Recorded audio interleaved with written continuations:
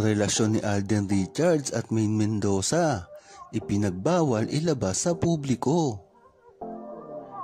Kaya naman pala hindi makaamin-amin si Maine Mendoza at Alden Richards sa publiko na ilabas ang kanilang totoong relasyon.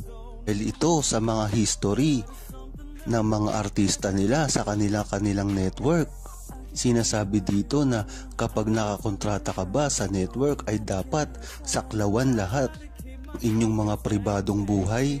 Di ba parang merong mali dito? Inihalin tulad nga ito sa relasyon ni Meghan at Mikael sa mga kapuso ko post na public na gusto ko. Kasi pinagbabawalan din silang umami ng kanilang 8 years na relasyon. Ngulit huli na ito bago nalaman at inilabas sa publiko. Nagtataka ako, bakit kailangan kasing pakialaman ang private life ng ibang artista?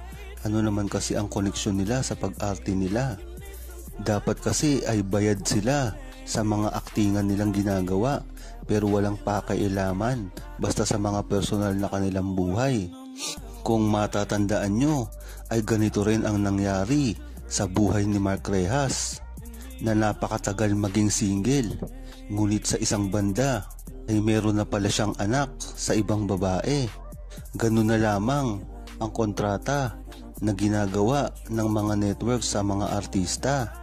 Kaya naman kampante ang buong Aldab Nation na sa bandang huli ay ilalabas na ni Maine Mendoza at Alden Richards ang kanilang relasyon at magiging aral ito sa kanilang network na huwag pakialaman ang mga pribadong buhay ng iba't ibang nilang artista.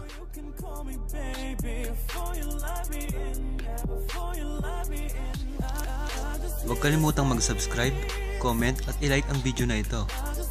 Thanks for watching!